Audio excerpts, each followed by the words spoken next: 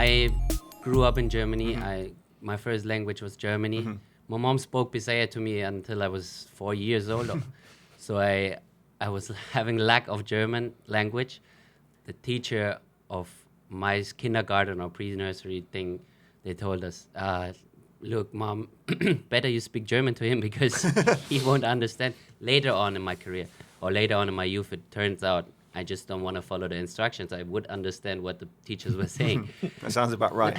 Yeah. So just in order to don't disrespect the national anthem by having some lines I cannot pronounce properly or something, I don't sing it. But I play for Germany youth level as well.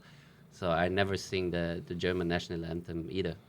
So it's not because I don't know the anthem of Germany. It's just because I feel more Filipino than German. Okay. So we're talking about your Filipino roots, right? And then, what was your childhood, like when you came here with your mom? I think you told me you had a couple of visits here. Where were you? What did you do here during that time? I think we went here twice only. After the divorcement, of course, the money was a little bit short. We basically couldn't even afford to take a bus or something going from A to B in my town. So imagine paying a flight for 3 people going to the Philippines is quite hard. But whenever I went to the Philippines, we went to Cebu and Mindanao, North Cotabato, where my mom was born and raised. She was in Cebu.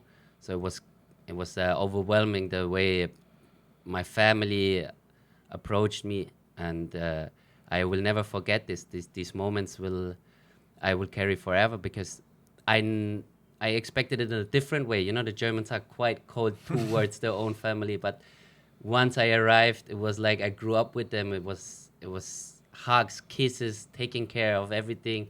So the family made it really special for me here in the Philippines. It's like a fiesta when you came, huh? Yeah, of course. All the food and then everyone welcoming you. Yeah. My grandma was alive back then when I first entered the Philippines. I think I was 8, 9, 6 years, somewhere there, old, and it was really amazing to feel this family, the connection, and I owe them for that. Oh, let's move on to his career. You got a question? Yeah, I'm always really intrigued to find out a little bit more about the player's background. I'm quite heavily involved with youth football, as you know. And you sort of touched upon it a little bit there with growing up in Germany. What was it like for you growing up? What was it like for a young Stephan Schrock growing up in Germany? And not necessarily just as a footballer, but as a young child. It was after the divorcement, obviously, a little bit tougher than before. My dad was a professional boxer and he works beside that, so we had quite good money.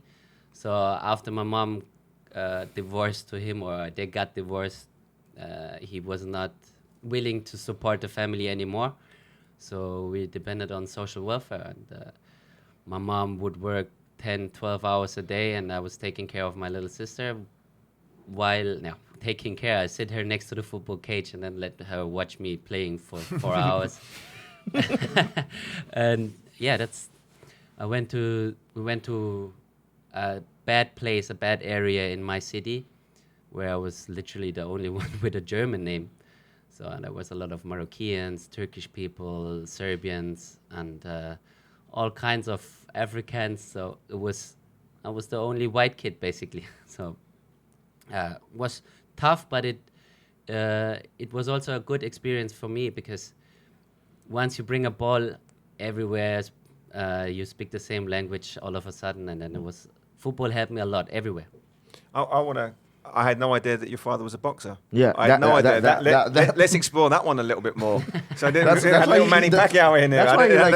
That's why maybe he's very fiery and he just wants to get on it with the other players all the time. Well, I'm assuming he gets his fire from his Filipino side, to be honest with you. But tell me more about your father then. So he was a boxer. What weight did he fight at? The lowest, like 60 kilos or something. Yeah. Okay. Yeah, he was not only a boxer in the ring, he was it at home as well. Yeah.